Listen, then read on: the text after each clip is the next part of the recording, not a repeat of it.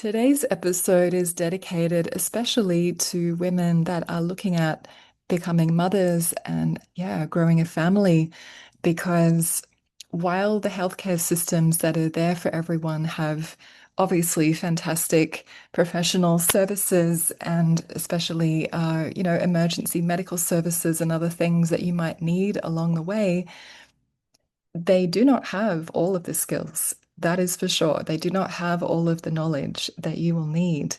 And so, as a woman in a patriarchal culture, it's best to learn from the women who've been there, who've done that, and not only are they coming from their own lived experience, they have professional skills. And like today's guest, Helen, is a specialist in fertility and intimacy and all the areas of parenting and, um, raising a family and finances. And it's really important to be having this very practical knowledge as you go into the terrain of creating a family, because one of the main reasons that marriages and couples fall apart, especially once kids have come into the picture, is challenges around finances. And it seems we're certainly heading into those wild card several years coming up next, where the economic situation looks, more and more uncertain, at least for a period of time anyway. And so I feel the best practitioners to connect with out there are not just the ones that have professional skills, because that's obviously important too, but really have a wealth of personal experience, lots and lots of client hours as well. But they've lived it and they have seen the progression of different trends and patterns that have moved through society. And they are very aware of the current times and the complexities, around birth, around pregnancy, and how to navigate the systems. There is wisdom learning from wise women that you will just not find if following the regular routes in a patriarchal world. And so I'm really pleased to perhaps introduce you today to a wonderful woman, Helen Zee. Welcome to this provocative and heartfelt podcast, where patriarchy is defined as a paradigm that both men and women uphold in different ways. Here you get to listen in on genuine conversations between leaders from around the world to discover more mutual respect and less division, as well as more pleasure and love in your life. My name is Devashi Shakti, and you are warmly welcome to be part of these Beyond Patriarchal Sex conversations. Well, everyone, we are back with Helen Zee today. And Helen and I know each other from when I lived in Melbourne, where you still are, I think, Helen. I And am. yes, and you are an intimacy and fertility practitioner, also a mother of adult children and a lover of love, which Mhm. I love how you've articulated that. And yeah, in full transparency, as these episodes always are, because these are conversations between two professionals, practitioners, and everyone gets to listen in on what we're exploring in relation to how your work links in with the beyond patriarchal sex conversation. And when I reached out to you, I saw you writing something about the financial situation that changes for couples once a baby has arrived. And as a mother, as a wise woman, and as a guide, a practitioner, that's what you do in your work. You help guide intimacy in many aspects of the relationships, I imagine. So Mm. maybe if we just dive straight into it, because we do that on this podcast. This is not a place for beginners, I imagine. These are conversations for people that want the deeper end exploring to happen. Mm. Mm. Mm. Yeah. Ask away, my friend. Let's have a juicy conversation. Excellent, excellent. About how you feel about this particular conversation of beyond patriarchal sex. I know that you have a sense of me and the work that I have done with women. And also, you would have seen the intro to the podcast to help you see the context. So, what was just your feelings, your thoughts about this approach when you came across it first? Well, originally, I'm like, whoa, okay, this is, I have to take bites of the cherry because it's a big topic. So when I first saw you exploring this through the socials, in absolute honesty and transparency, it's like I took a lens in and I've gone, whoa, okay, I have to, I can't binge it right now. I've got to sit and understand it. So when I started listening to your podcast, and then also to some of the other conversations with the other speakers and knowing what you stand for, I was able to find my own anchor point. And Mm, I find this is really important because this topic, and as you said, you can call it patriarchal sex, you can call it patriarchal finances, you can call it patriarchal health, you can call it patriarchal housing, whatever it is, on mm, every area of life. But putting the word sex in there, which identifies at the core of, oh, is something happening to me or happening for me? And because it's changed over the course of the millennia and the way that we've made our choices in our life, there's some stamping and time zone stamping. Like, say, for example, Devashi, I was married, I raised my children in a particular way before I knew that I needed to spread out and re identify of who I am and who I want to be in this world. And so yeah. I came into Tantra, and I came into relationship coaching, intimacy coaching, a holistic way of being. And so I needed to separate myself enough from who I was and who I was becoming, Mm, even the way that I was dressing. So then my identity was shifting, and it gave me an opportunity to go behind the curtain. And even though I'm interacting in life, but I'm behind the curtain and revealing myself during all these changes, these teachers, um, concepts, and movements, not just concepts, but what you are describing here and what you are facilitating here through these conversations and the absolute passion is a movement. It's not just a concept. hmm. So it's really kind of like, whoa, not the subliminal messaging of this is how you need to be in life and this is how you need to perform. Something comes in that is a course correct. It's a trajectory. And so that bigness of what patriarchal sex as a name is, but then also the movement behind that, for me, it meant I needed to take some bite-size bites of that cherry. So when you invited me to come on and have this conversation, it's like, oh, okay. I had to go through a bit of a reconciliation within myself through what I stand for, what you see me standing for, and how the lens of this conversation is reflecting back into what I've reflected out. Mm.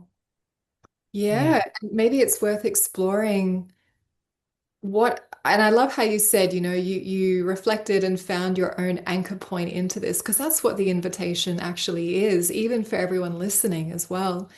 Um, what was coming up in the sense of, I'm not sure, the uncertainty, because I understand about you from what you've just shared then as well, that you had a version of you in your life in the past where you just didn't have the education and probably the amount of self-awareness that you now embody as a woman and as a wise woman. That wasn't given to you, that wasn't as readily available, probably, right? Because that's what happens a lot of the time.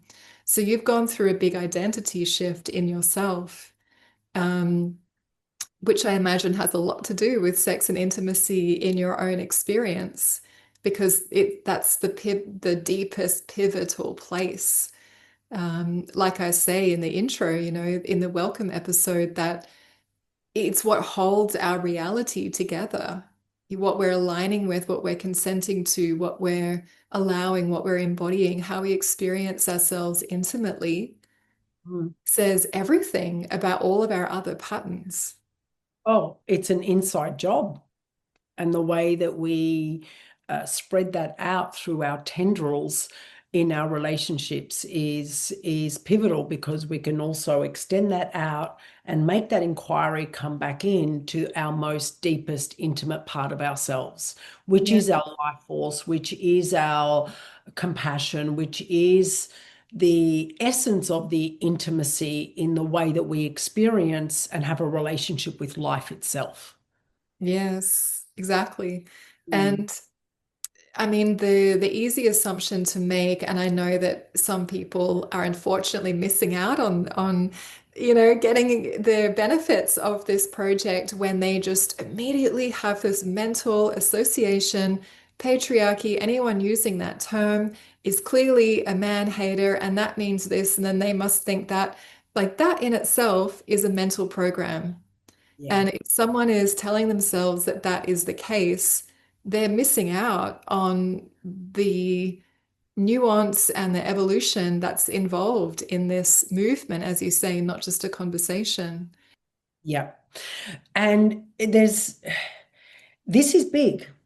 And the subliminal messages, because I sat with it for quite a while. And then when the invitation came, it's like, oh, I have to create, I'm ready to create a bridge of what my original response was to the invitation that I'm leaning into now. So it was beautiful. It's an absolute gift.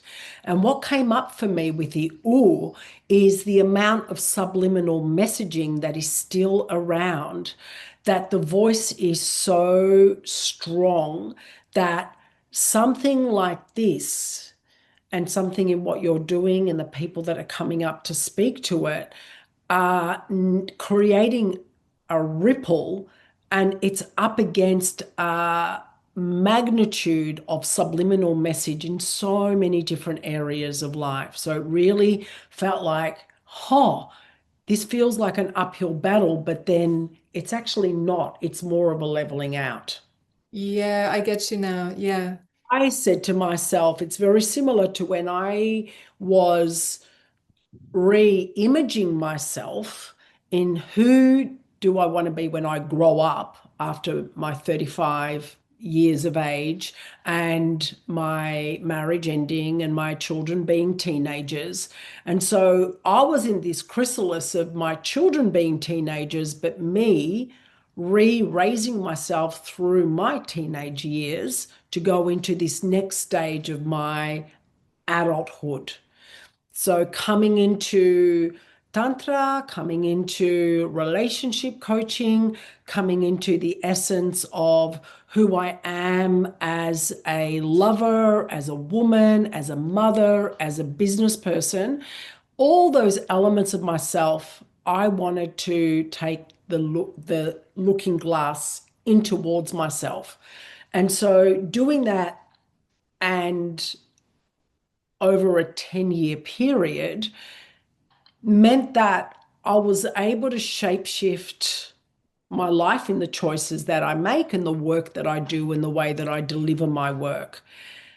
Coming into this conversation about, the title being and the movement being patriarchal sex, it's the subliminal messaging that you are putting forward in this project is coming up against all those sound bites, Yeah. every everything else. And so it is that strong anchor point, which is why I said I'd love to have found my anchor point to be able to come and have this conversation because as we're evolving, the essence of who we are and who we are choosing to be, that's the foothold. That's the stronghold. Because we are going to have people that are going to be pushing us to the side, elbowing us, kneeing us in the back, slapping us across the face. But we've got to stand really strong in what it is that we wish to create the change in this world based on our own intimacy, as well as the intimacy that we have with the people that we choose to interact with. Yes, 100%. Thank you for taking the time to explain that. And I get that you were sensing the magnitude of how all pervasive the patriarchal programming actually is, and probably getting a sense of like, oh my God, that's a lot to unpack, Devashi. Absolutely. I'm like, kudos to you. Like, wow. You and now here we are, one conversation at a time, adding Yeah. to the Dharma and this bigger vision and purpose that you have. Yes. And as someone who's had awareness of, the women's work that I've been doing in the community for such a long time, I mean, I'm sure you can see that I've been incredibly focused on that, the tantric healing work and the women's work both. But this is different for me to come forward with this in a sense, right? And it's because I'm just not seeing, being so long in this field, I'm not seeing enough forward Mm, movement without a place that can shake things up, actually, and disrupt the program, disrupt the matrix to say, hey, actually, we all need to get a little bit uncomfortable. It's vulnerable for me to offer this. It's mm, vulnerable for me to sit in this position with occasionally some of the speakers actually. I mean, I'm meeting most people for the first time, not yourself, but many others. And sometimes I can feel them like, is she? Where's she really coming from? Like, is this really going to be a safe conversation for me? So it's like an orientation to a context that really is genuinely welcoming. mm. I And that. Mm, yeah, and like this is a real inquiry. mm, And every single speaker coming on, I imagine, has to process something about coming forward to say yes to this. And so there's real intimacy, there's real vulnerability and challenge mm. within this. I see that, and what's coming through for me as you're talking is the patriarchal sex. It's and debunking that it's a way of life. It becomes like a way of life. Um, it's not like going and getting, these are the symptoms and we're going to give you a diagnosis. It is not a diagnosis. It is a way of life. Yes. And I feel so, if I want to explain that a little bit better, is you might have all these symptoms and getting a sense of what's going on, and you want someone to label it Mm, as a diagnosis. But what we're doing here is coming into a way of life, a mm, new way forward.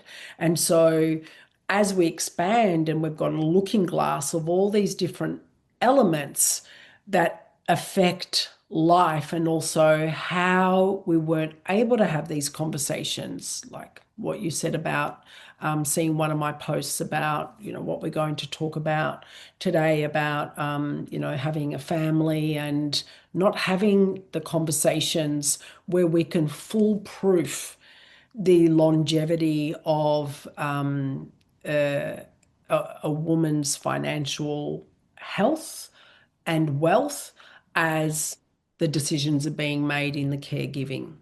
yes. Right, because what we find, and this is the what the statistics show, is women in their 50s and around 55, hello, that was me last week, are more prone to battle with homelessness and Mm, losing, having lost a lot of wealth as opposed to people who are younger that are still in the workforce, that have fully retired, so they might have something worked out. But this in between phase, there is a catch up phase through the financial portal of not having superannuation contributed over all the years, Yes. under a low pay rise through the years, even money that gets put into superannuation. Statistics now show that women's money going into super is actually slightly less than a male's. So Ah, like we are being hit in every different direction. So all that has an impact on compounding growth. yep. And so if you are a mother and you have had, so this isn't general, this we're talking predominantly. So if you've had your children, you've spent time away from the workforce, so you're already behind in achieving and getting pay rises based on the index of every year and the inflation rate. You haven't had superannuation go in. You haven't been able to progress your career. When you do go back in, you're being paid less than what your peers are and what males are. So this is the truth. The statistics are there. And then you are coming into your 50s, you're already behind on the back foot. Okay. Yeah. So we are more prone, and so this is me. Like, I got divorced. I've had my children. I spent time away from the workforce. I remember when I got my first jobs, I found out from other people that I was paid $15,000 less than what my peers were being paid. Wow.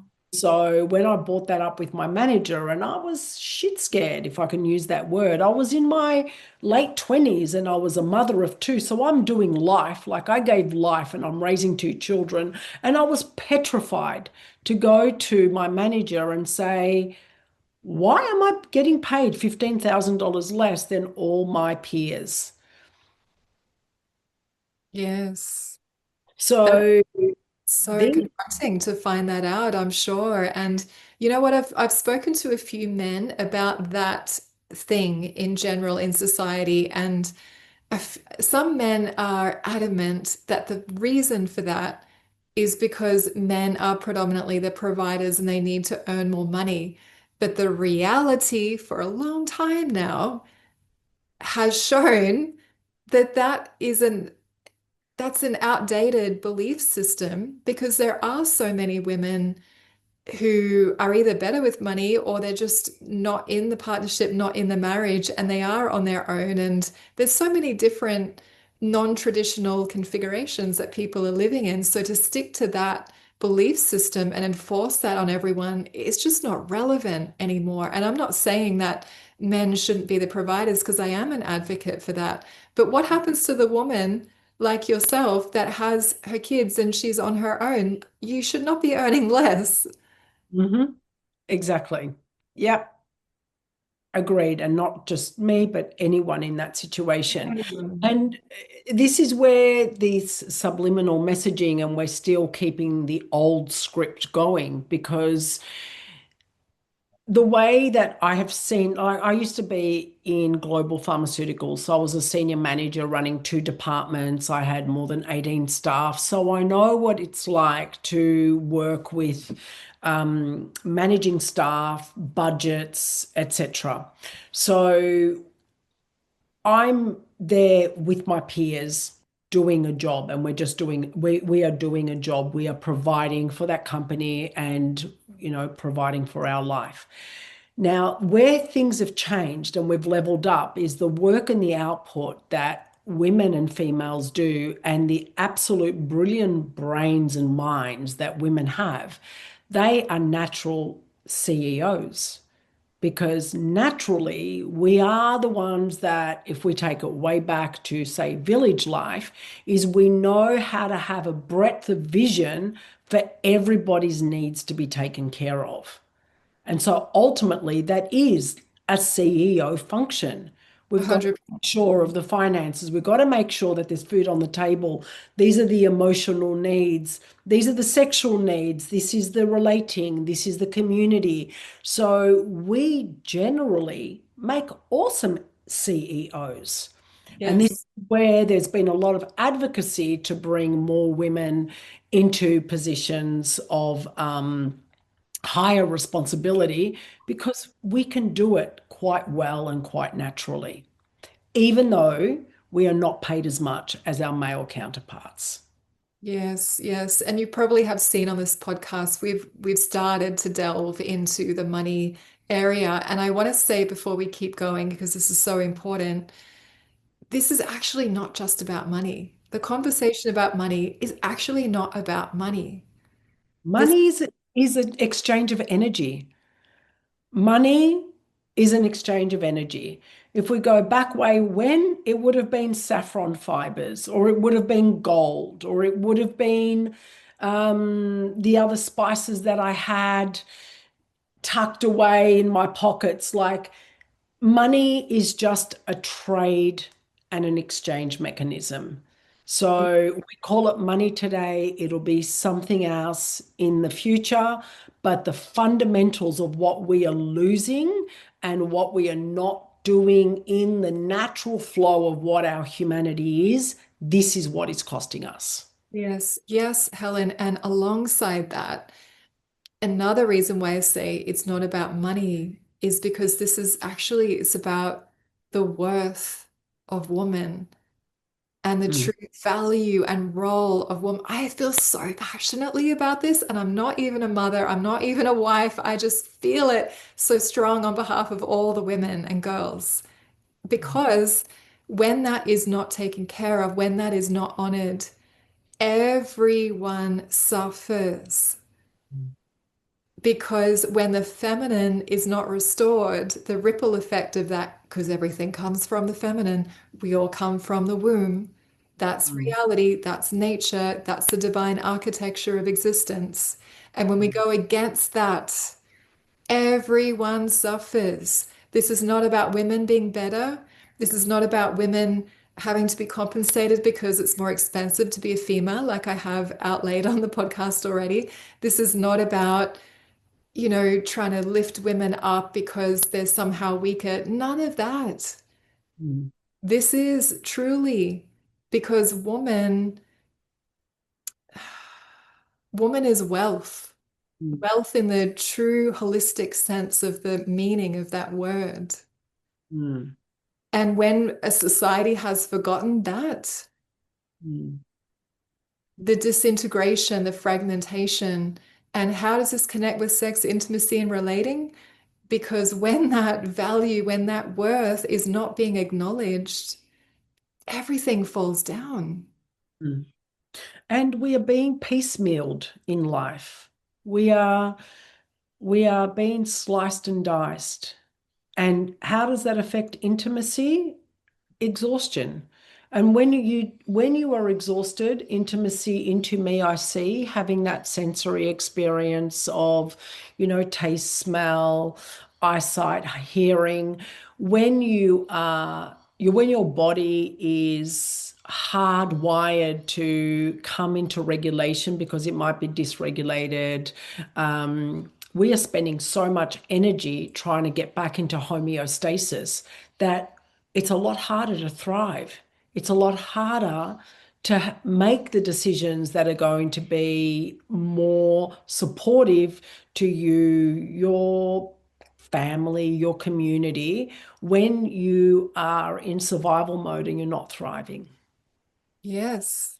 Thriving nourishment of the feminine. It's the heart, it's the core of the family, of a relationship, of culture, of society, of the planet.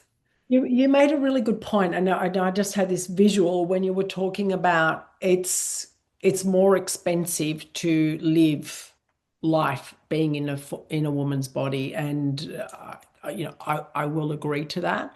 And I remember having this visualization. I actually wanted to do a little meme on it, never got around to it, but here we go. You're gonna hear about it. Right. talking about a woman being piecemealed, like wanting to look a particular way, and there's just so many different beauty regimes now. So from tattooed Yes. eyebrows to lip fillers to cheek fillers to hyaluronic acid peels to, by the way, I have not had any work done. I've just got a really good Luvo light on me today. I thought you were going to say because you're Greek, because you have great genes. Not even that. But I remember sitting back one day because my friend was saying, "Oh, sorry, I can't catch up with you because I got to get my brows done in Oakley and I got to get my lips filled in Dandenong and then I got to get my nails done in Brunswick and then I got to go and get my toenails somewhere else and then I got to get my hair done. So that's another 3 hours." And I just thought, holy moly, Yeah. each part of our body is piecemealed out to all these different postcodes. Mm. And it was like, whoa. And it takes time to drive there, away from your family, away from your relationship, away from your partner, sneaking out of your workplace, then trying to run back so no one notices. And trust me, a lot of people do it. And you're like, who, me? No, nothing happened. What? I've just here. So we're literally running the hamster wheel or we're hiding. And the amount of time, one, that it costs to get all these treatments done.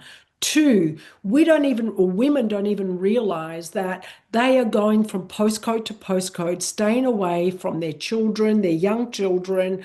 And it's like, H, I'm exhausted. H, I can't be bothered. H, my kid is pissing me off. And I'm like, what did you do today? You went to three different postcodes to be able to put on the tattooed eyebrows, and I'm just giving people an opportunity to think about this, to Yeah. think about the cost of what we're doing. And there is only a finite amount of resource in our body before we have to renew our energy again. So when it comes to that intimacy, when it comes to not wanting to know how I'm feeling within myself, I'm too tired to know how I'm feeling with myself because I've just spread my energy across the whole of Melbourne, Yeah. right? And then True. got my partner who's then wanting to go, hi, how you going? And I'm like, I can't be bothered dealing with you, or I can't be bothered lying down next to you, or do we really need to do this? And so this is where, when I said originally about being a lover of love, Mm. we can live in the spirit of love as a quality, as a value, as a doing word, as a being word. That's my language. I'm a lover of love. That's the currency. So we talk about finances and we talk about an exchange of finances or saffron or whatever. What about the currency of the spirit of love? Mm. Where How will that next? take us? Where will it take us? Where can that take us? Where can that take us? Yes, yes. And Helen, there's several things that come up listening to you then, and and I don't want to go on and on about this at all. I just want to put it in here to make the point that because I'm all for all the body nourishment rituals. I love it. I love spas. I like taking care of myself. I'm personally not into fillers, but that's just my preference. But the thing is, a lot of these activities and the look, especially the fillers, I would say, are a way of compensating, trying to appear with the external nourishment to compensate for the inner nourishment that isn't actually taking place. Like truly, the hydration alone, you know, I'm not saying it's wrong, that women can't do that. I'm just saying that part of the reason that it's such a prominent part of people's lives, there is some compensation happening there in how I see it. And that's the point that I was trying to make as well. It's certainly not about going against not getting your eyebrows done or what have you, but definitely the cost in that compensation of spending so much time. Like if we write these things down of how much time it takes us to get there, Oh, get, the money that it costs, that all adds up. That's all an energy exchange. Yeah. totally. The time that it takes, not just the actual cost. And I know that there are women listening because I heard from a few women after I made that episode about feminine equity that, and I did even say this in the recording. Of course, there are different levels of extravagance. Some women are more simple, some women are not. But still, some women, not just men, women listening to this will say, yes, but it's an unnecessary expense and blah, blah, blah. But the thing is, the action of doing something that nurtures you is the point, Mm, right? mm, And what if that were being offered so freely from the home, somehow from the relationship? Maybe there, mm, I mean, I'm all for beauty and aesthetics, but you know where I'm going with that, right? Yeah. And mm, I've also heard some men say that there's breakdown in intimacy in relationships because women seem to be more interested in self-care than they mm, are in relating with the man. And I find that to be a really one-dimensional point of view mm, because actually women do require to feel filled up mm, with life force, with nourishing energy in order to engage sexually intimately. And let's face it, the way that it happens most of the time for women sexually intimately is patriarchal sex style, which means mm, that she's getting very little or nothing out of that. Like every time it's depleting for her. So mm, without factoring that into the conversation, there's just not enough dimension to look at the whole picture. mm. Well, and I would agree with you because if we go back to our beginnings in our human origin, even in ancient times, women would use different dyes from plants. So they'd take the plant and they would, take it down and, especially even in through the ancient Egyptian times, the blue makeup, Yes. all that like that accentuation of the feminine The has lapis been, lazuli. Yeah. yeah, lapis lazuli, that's been around for a long time. It's in our innate nature, definitely in our innate nature. What we're seeing in our day and age through needing to work so much, like uh, things have changed a lot. And I can see this because, as I said, I used to be in corporate management. I'm now 55, so I've seen a few iterations of careers and, money and time for money, etc. And life, I feel, is more of a squeeze now than when I had a fitness studio in a business partnership, a senior manager in corporate pharma, a marriage, and two children that I was raising.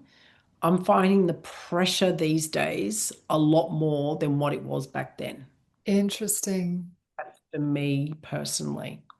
You So you mean from inflation and the cost of living? absolutely. And Yeah. I find that we're widgets. We're just walking widgets.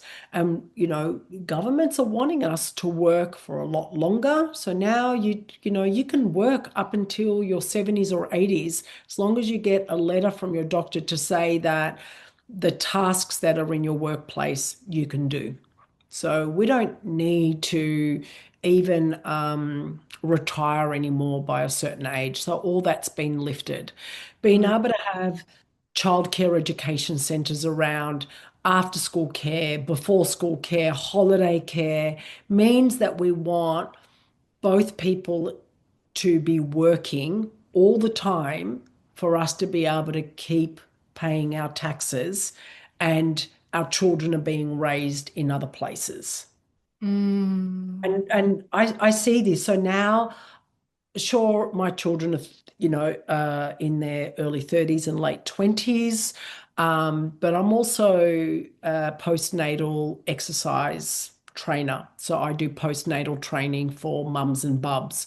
Mm. So, and even though I'm in fertility, I'm fortunate enough to be in that cycle of life every single day of every single week. So I've got, my friends that are my age that are menopausal, perimenopausal, coming into their MAGA state, but I'm also very up close and personal with young mums. And when I say young mums, not age, but having young children. And I Yes. get to see the pressures that families get put under. Mm. And I didn't have that when I was raising my children 3 decades ago. So I am in there. I can see it and I can see the mental health challenges that take place. And life becomes beige Mm. in intimacy and in raising that family. It's like all hands are on deck. And it's like we do the cooking, or I do the cooking, you do the cooking, you do this, you do that. It's like beige. Running the family is like doing a job. And then we have to find that sweet spot, which actually adds polarity, electromagnetic charge, sensuality, and magnetism to that relationship. And when we don't have that, intimacy relationships become beige. We The then desire for sex and intimacy is not being cultivated in that equation. Yeah. not being cultivated in that equation. And I work as a relationship and intimacy coach. So these are the people that come and see me as well to start talking about what happened, this used to be when we first got together, that honeymoon phase or that electromagnetic chemical phase. It's no longer here. We haven't changed as people, but what has changed? And we've got to then create bridges to bring people back in and creating magnetism, polarity, to bring that electromagnetic charge into the relationship and into your own body as well. Yes, yes. To start implementing practical ways to go beyond patriarchal sex in your life, I've created some easy step-by-step, low-cost ways for you to start having that outcome now. These are to elevate relationship with yourself, with a future partner, or to transform the relationship you are already in, whether you're a man or a woman. These practical steps are effective, they're tested, and they are somatic things that you can start today so that you don't default into old patterns that bring the same disappointment and resentments, no matter how long you may have felt stuck in what you don't want. So, see the link in the show notes to register for your guide to going beyond patriarchal sex.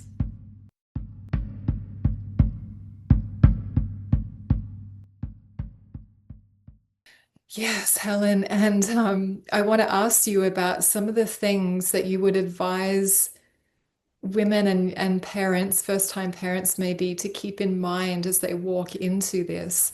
But just Mhm. before I ask you that, I want to acknowledge that uh, I understand that there's a limited, really limited bandwidth for a lot of women to deeply inquire into this living beyond patriarchal sex conversation that I'm inviting people to, because I know it can be easy to look at me and say, well, must be nice. She's living in Bali.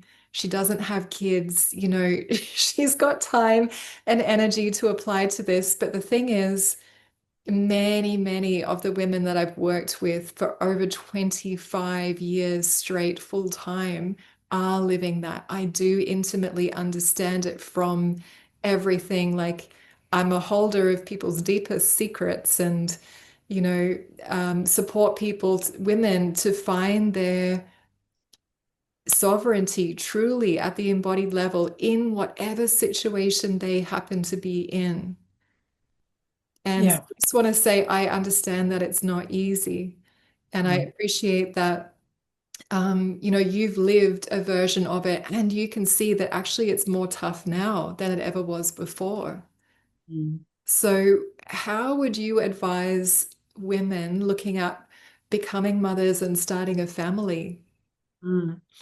I say that know what you want your choices to be and let that be connected to your values, because when you've got your value system strong, you're not going to be pushed and pulled in different directions.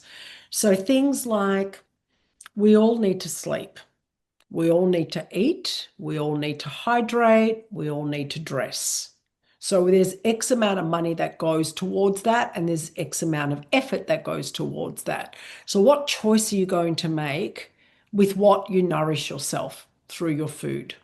Mm, Choice are you going to make when you want to put yourself to bed? What choices are you going to make when you want to dress yourself or you've got X amount of money to go and buy something? What are you going to choose for yourself? So these days, a lot of the clothes, it's so difficult to find natural fibers. Things are viscose, polyester that get stuck on you when you're hot flushing. And sure, it might look good, but holy moly, there are so many. I hate buying clothes that says I'm 60% made from recycled materials. I'm sorry, I don't want plastic bottles on my body. Wear as a sweater or underwear next to my beautiful jewels and my body and my precious undercarriage. I am not going to have recycled bottles as underwear, mm, right? yes, So in essence to that, it's like, have your values, know your values, be tied to your core values. So then the choices that you make coming out of sovereignty, coming out of power, and not because you feel like this is just good enough to get by. Because when you say it's just good enough, you're saying over time, you're not good enough. absolutely. And Helen, I've heard that exact narrative in women's minds so often as you have, and it's often said as that'll do, That'll do. right? I hear myself. So when I loop around, that'll do. And it happens for a little while. I'm like, girlfriend, time for a reality check.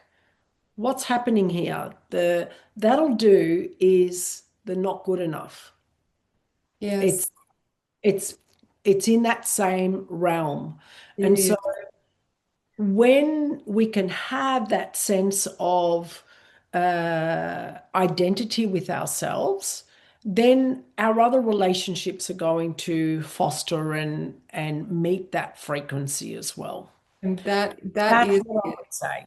Whether That you're a mother, that is just a small part of life. You could be mothering a project, you could be birthing something new. Who is you at the end of whatever you're doing? You've got a number of different labels right now. I've got a number of different labels right now. But who is behind that label? Mm. Yeah, the core inner identity that is dictating how everything goes in our life, that relationship with ourselves inside, that's teaching everyone around us how to treat us. And it's Mm, easy. I'm not saying that it's easy to reconfigure that and keep up leveling that. It takes mm. a lot, and it does take quite a bit of bandwidth, quite a bit of inner spaciousness and inner awareness and attention to Yeah. to tend to that inner identity. But the thing is, if we don't, the consequences are so dire. Yeah. They're dire, my friend, because we then have all this subliminal messaging that's coming around from, where our children whether you're male, female, however you identify, the same messages are being told over and over again. Okay. And so as the generations go on, like say where my children are, they have been more indoctrinated than what I have. Yeah. So I've got that hairline difference of going, this is what it used to be and this is what it is now, and I'm making these choices. But when we're working with people that have been initiated and inundated through subliminal messaging for a long period of time, well, it's very similar to people saying, what? How did you live without the internet? And it's like I had to remind myself, how did we live without the internet? How did we live without having a mobile phone that was the size of a brick, right? And so we've got men and women that are being indoctrinated through that same subliminal messaging. And that is gender neutral. It's just coming Yes. into the psyche and the collective psyche. And so when we're coming together in that relationship and we're in we're talking about patriarchal sex here. So when we're talking about our intimacy and how you're talking about taking care of one another, that's where we've got to get closer to the hearth of our inner fire and be able to mirror and represent each other. Like when you're dating someone, you're also dating their inner child, right? Mhm. Not just dating the human that you see at their age. We're all a babushka doll that have lived a whole lot of different iterations. And so understanding that we've got to become our own therapist, because when we can do that, we can also help. I'm not saying you become a therapist for your partner, but No. oh my goodness, when you have a sense of understanding and compassion, whoever is more conscious at that particular time point can reach out their hand and say, I've got you. I've got your back. I'm going to tether you forward. And then there's a plateau. And then the other person might be going through a trajectory in life. And then the partner will say, I know you. I've got you. Or this isn't you. This isn't, I'm going to keep looking at you through the heart, through the body, through our intimacy, through our lovemaking. And what you're going to see looking back is a reflection of who you truly are at your essence, not this label of what you're going through. And this is what helps us as an essence of having beautiful, sacred, beloved relationship that goes beyond the patriarchal sex, that goes beyond the get over it. What you're going through this again, get over it. I'm a bit dramatic. I'm Greek, right?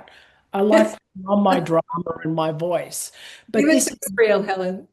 yeah, right. But this is the essence. This is the life of the sacred beloved, as opposed to we've all got jobs to do and you're not up to this label and this standard of you've got to do this in this particular way and you're affecting me, or you're affecting this and that, and hurry up and get over it so then we're not ruffling any feathers.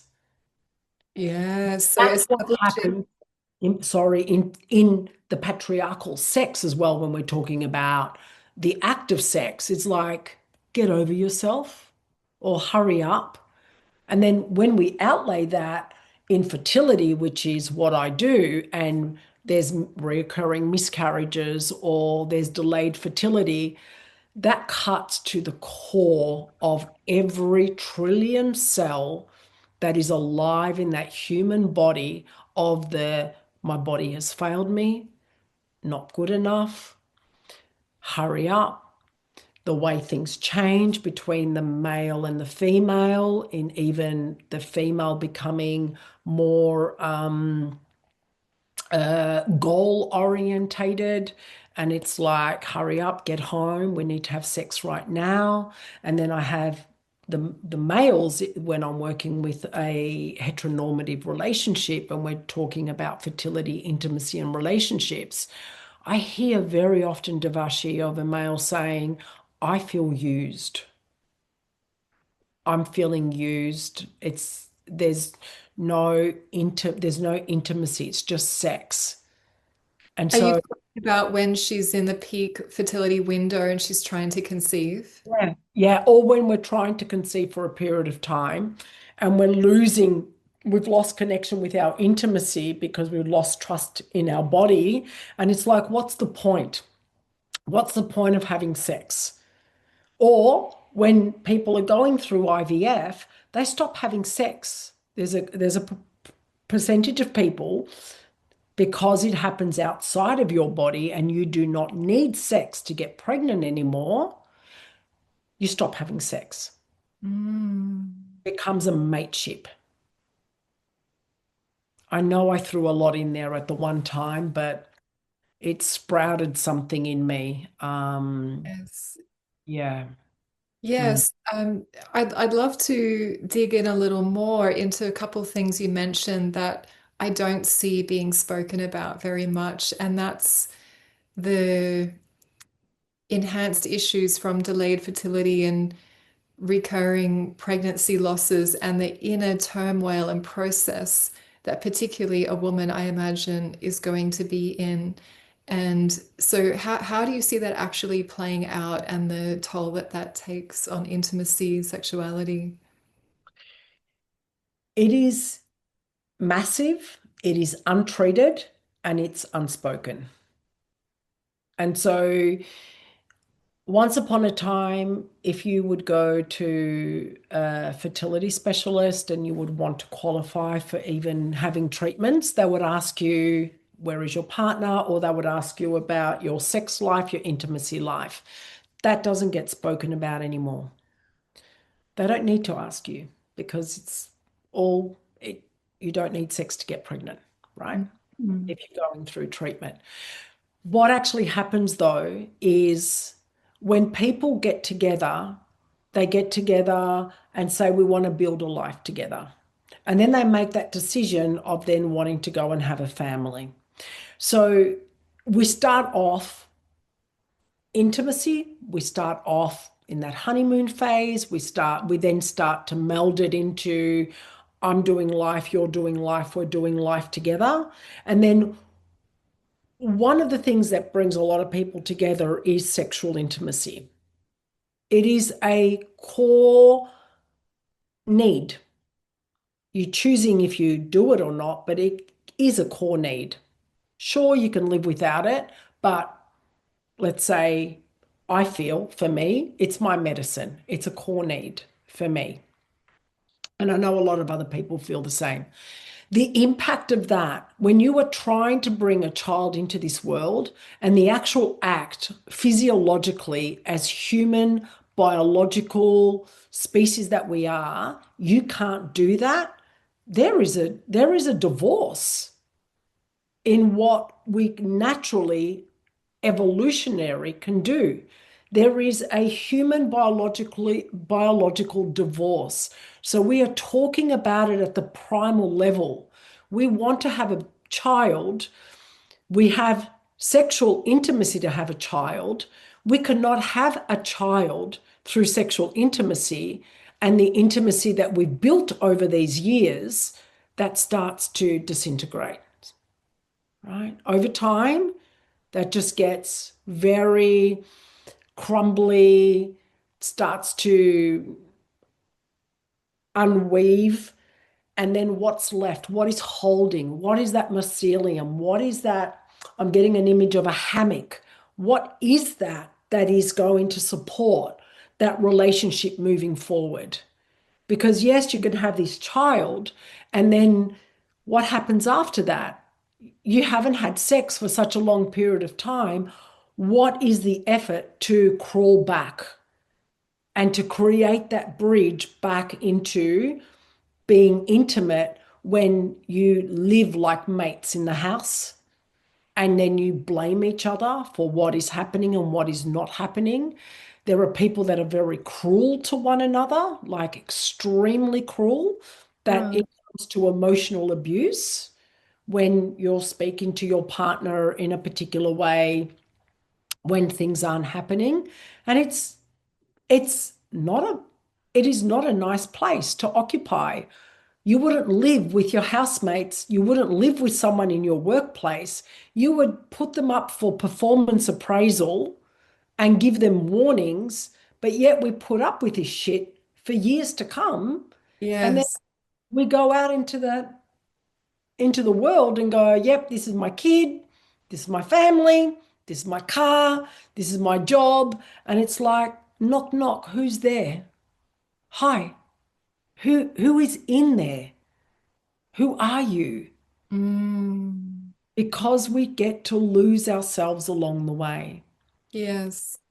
Yes, and Helen, I know about the general sense of this and the erosion of true connection, of intimacy with self first, let alone with another. But the way that you've explained it from your fertility specialist and working with women that are in the IVF process, I hadn't heard it like that. So there's things I hadn't even considered before. So thank you for sharing all of that. And I noticed before you started to mention about establishing a sacred connection. And I have the impression that you have clients that maybe don't have that fully integrated into their identity before they start working with you, maybe. And so, what is that like for people to implement that into their relationship and family? I would love to talk about that. And when I am working with a couple face to face, it is less talking and more practices Mm, because it is the non-verbal communication and the resonance that we start to establish through the heart coherence that starts to dissolve the layers that don't come through the human language because it needs to be the language of non-verbal communication. So that is the essence. So we might think that what does it mean, breathe together? You know, we hear these buzzwords, but they're not buzzwords. When we are able to breathe the rhythm of our partner, just like we can calm a child down when we breathe a particular way, there is the heart breath coherence, there is the way that the eyes look, there is the facial expression that takes place that starts dropping us in to say this is now a safe place. When we are holding that long enough, what you can viscerally experience and what I see as I witness this couple going through their change and transformation is there is an inward and a downward essence of their body. So what starts here like a death stare with each other and a breathing in and out really strongly. After a while, there's like I can actually relax into this. And there is like a dropping down and viscerally feel it in the bowl of the belly. yeah. When that face starts to shapeshift, you will find the partner starting to respond. Like I see this so often.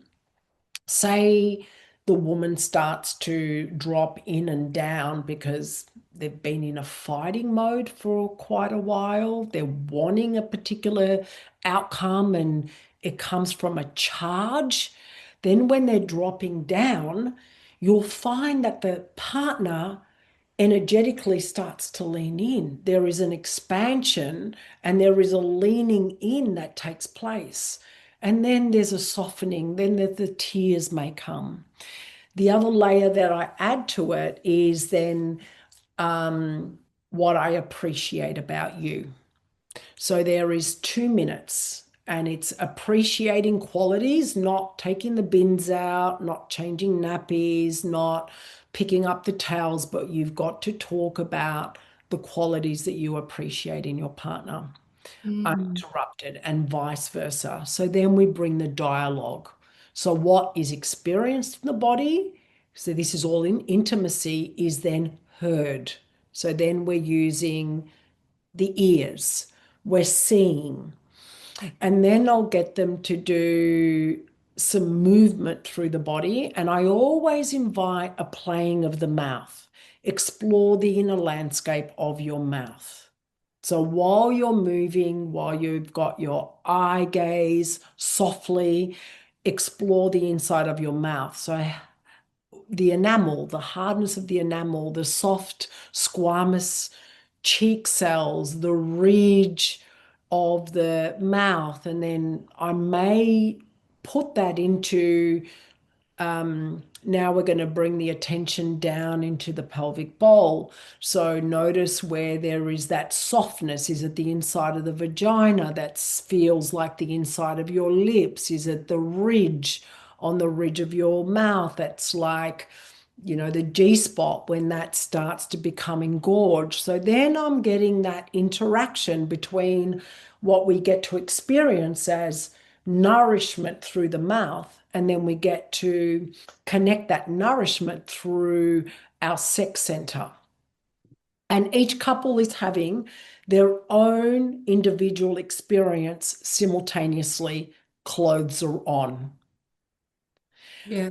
And so that is just part of what I do to be able to then connect back to that safeness, the safety, the goodness, and that nourishment for us to slowly be able to extend that out and retrust it. Retrust it in yourself and retrust it in your partnership as well.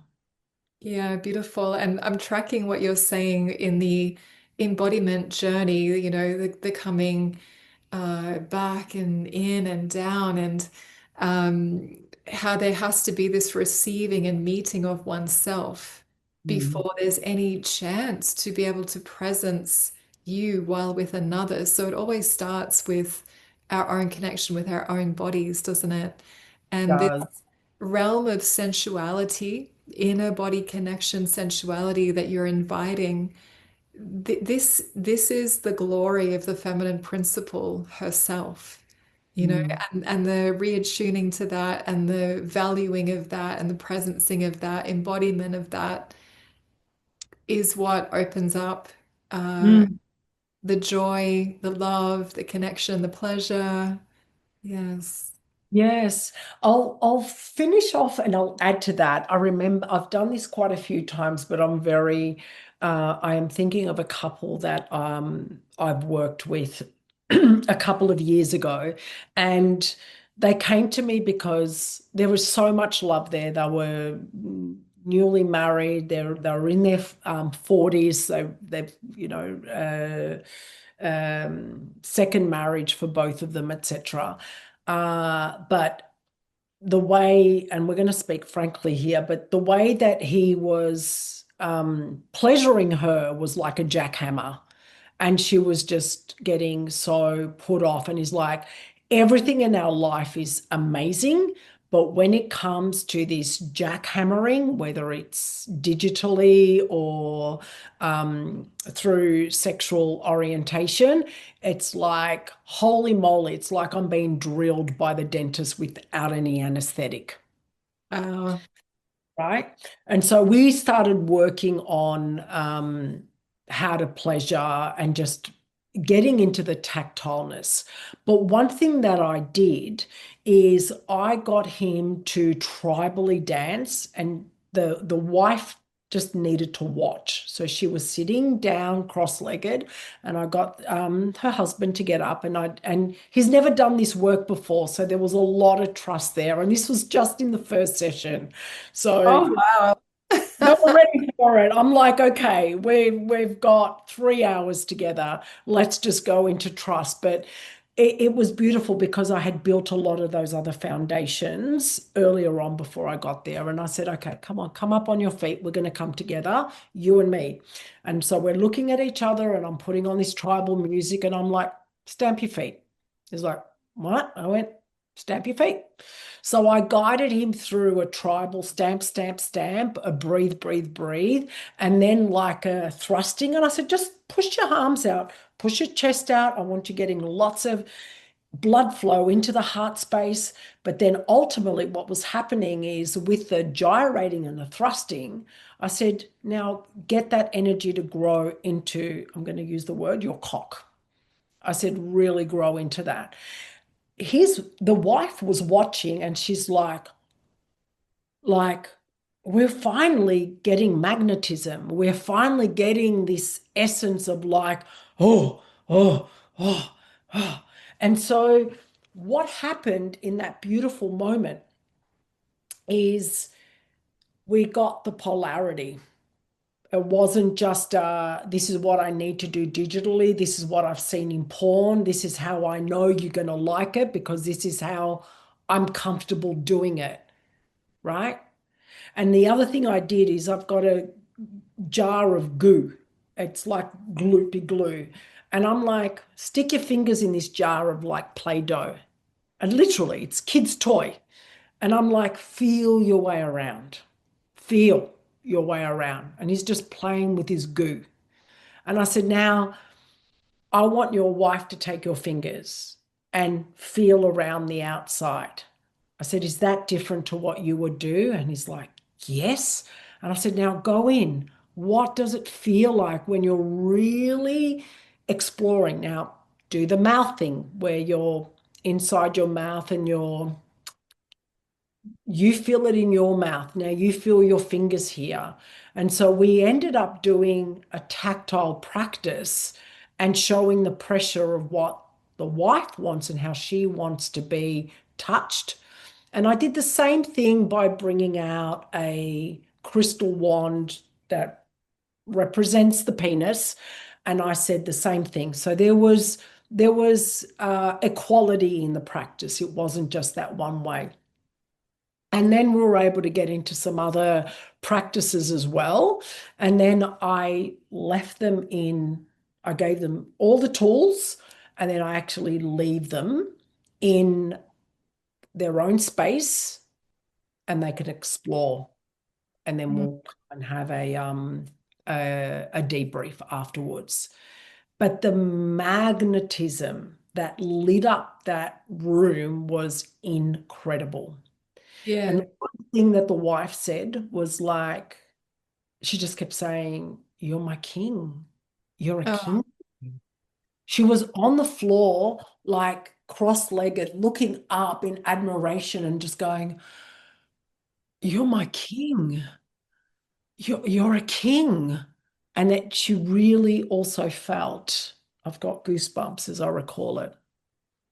She also felt how then she was in her queendom and mm. what transpired and has transpired in their sex life since then has been that essence of knowing what can be created.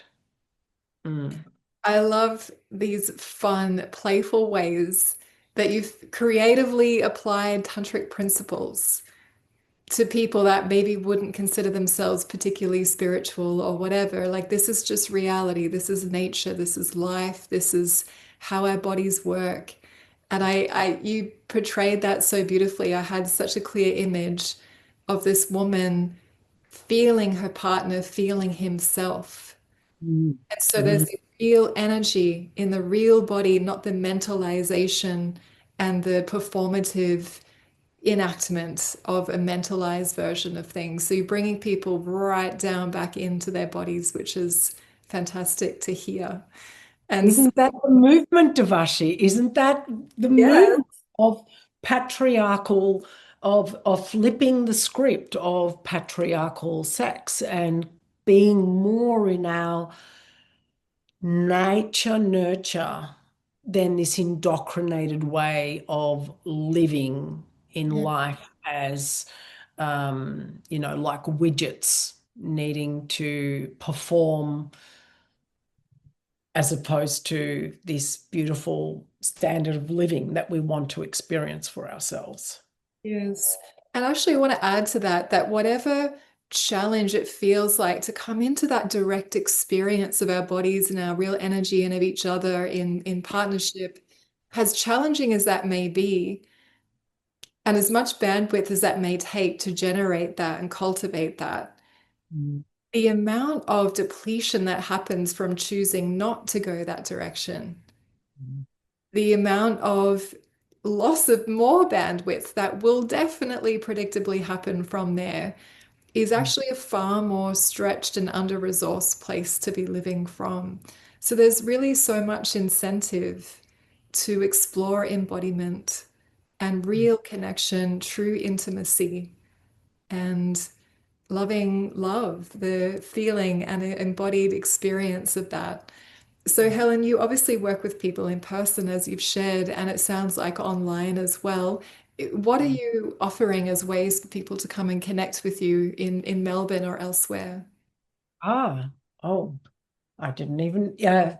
Well, you can reach out, and I work out of three places in Melbourne. So whether it's city-based or at the studio home that I have got in the Dandenong Ranges, so up in mountainside, which is always beautiful and lush because you're surrounded by nature, Mm. uh, and online as well as the COVID time was incredible at how many people needed relationship therapy and didn't even question, I need to see you in person because we couldn't. And just how incredible it was to pivot and to also support people online. So, yes, it's a matter of reaching out. I do a foundations call, and it is a very generous 45-minute call, and it is a very low price point. But what I do is get information from you. So it becomes a mini coaching session. And then that way you walk away with things that you can do right now, and also a pathway of deeper exploring what is needed in the direction that the person wants to head into. And so that is found on my website. You look Foundations Call, and it's on a number of different modalities. And that's the starting point. Thank Yes, you. I imagine just the starting point. And Helen, this intention with all the beautiful guests like yourself that I'm inviting is to create a web of practitioners where everyone listening can understand a bit more about who you are and what you're offering and why you're offering it. And especially practitioners that are friendly to this topic, who have an understanding of it.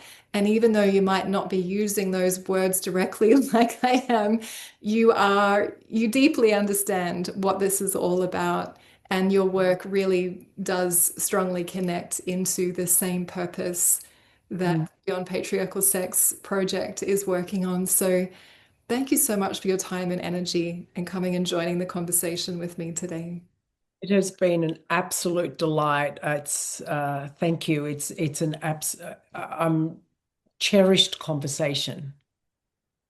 Thank you, Helen. I'll share all your links in the notes. And yeah, thank you so much. And blessings for all the couples and families working with you. I know they're in fantastic hands. Thank you, my friend.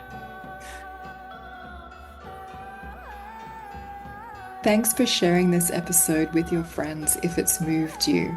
And know that sharing it genuinely does help to spread this message and also to attract more interesting speakers to join the Beyond Patriarchal Sex conversation.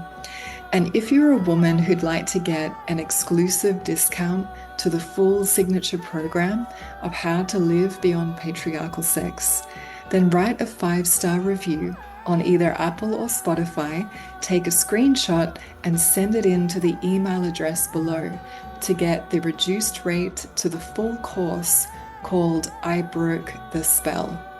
And keep tuning in to these weekly episodes so that we can all be part of shifting division into connection for ourselves and for the coming generations.